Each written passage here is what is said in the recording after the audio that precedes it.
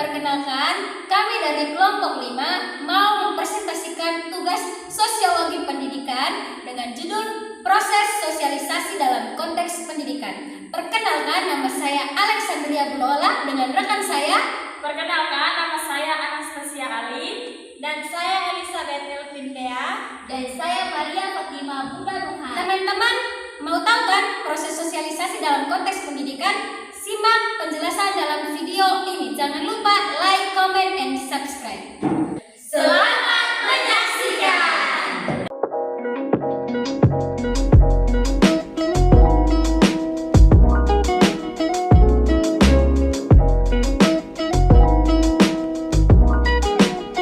Yang pertama, saya akan menjelaskan interaksi sosial di lingkungan pendidikan.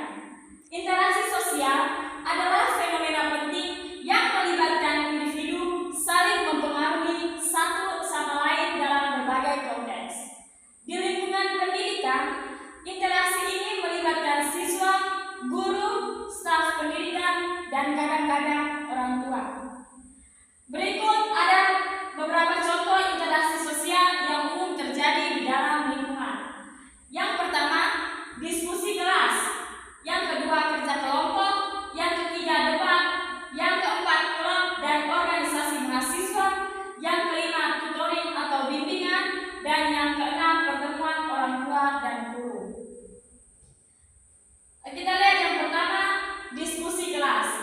Diskusi kelas adalah interaksi sosial di mana guru memimpin diskusi tentang topik tertentu dan siswa berpartisipasi dengan memberikan pendapat, bertanya pertanyaan, atau memberikan tanggapan terhadap materi yang dibahas. Yang kedua, kerja kelompok. Kerja kelompok adalah bentuk interaksi sosial di mana siswa atau mahasiswa bekerja bersama-sama untuk menyelesaikan tugas atau proyek yang diberikan. Melalui kerja kelompok, anggota kelompok dapat berkolaborasi dan berbagi ide. Berikutnya, yang ketiga, debat. Debat adalah bentuk interaksi sosial di mana peserta berdiskusi atau berdebat dengan satu topik dengan tujuan untuk mempertahankan atau menentang satu argumen. Yang keempat, klub dan organisasi mahasiswa, di mana siswa atau mahasiswa dengan minat dan tujuan bersama berkumpul untuk berpartisipasi dalam kegiatan bersama.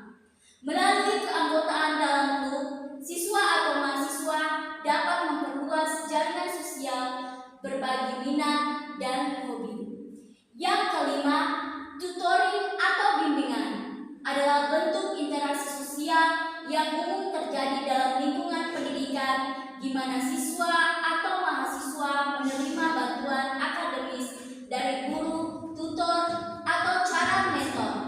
Melalui sesi bimbingan ini, siswa atau mahasiswa dapat mengatasi kesulitan dalam memahami materi pelajaran. Yang keenam, pertemuan orang tua dan guru, di mana orang tua atau wali murid bertemu dengan guru untuk membahas perkembangan akademik dan perilaku anak-anaknya. Melalui pertemuan ini, kedua belah pihak dapat berbagi informasi tentang kemajuan siswa. Yang berikut tentang pengaruh media massa dalam pembentukan identitas sosial. Media massa merupakan sarana komunikasi yang memiliki pengaruh besar dalam membentuk identitas sosial masyarakat.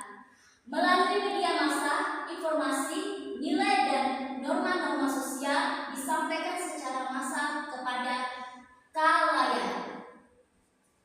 Jadi kita lihat yang pertama, pengaruh budaya dan nilai. Representasi budaya dalam media massa tidak hanya menghibur, tetapi juga membantu individu mengidentifikasi diri dan menetapkan jati diri dalam konteks masyarakat yang lebih luas. Yang kedua, pencitraan identitas. Media massa dapat mempengaruhi cara individu berinteraksi dengan anggota kelompok lain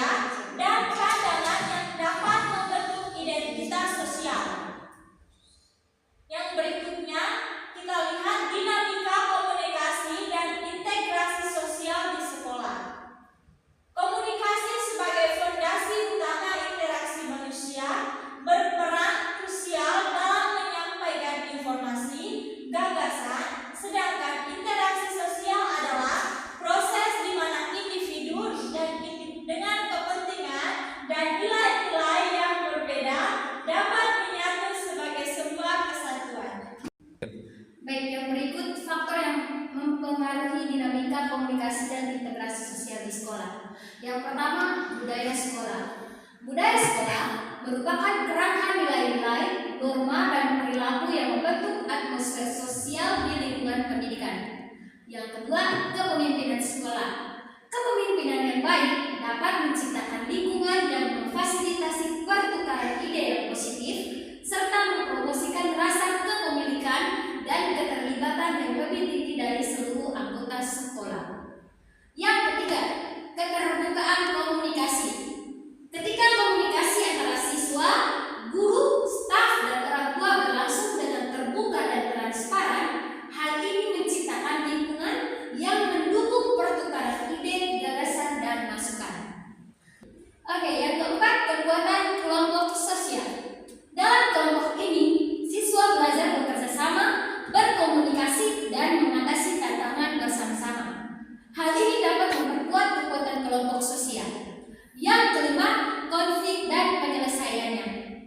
Penyelesaian konflik yang efektif dapat menciptakan lingkungan yang lebih aman dan mendukung, di mana siswa merasa didengar dan dihargai, sehingga meningkatkan kemungkinan integrasi sosial yang positif. Next.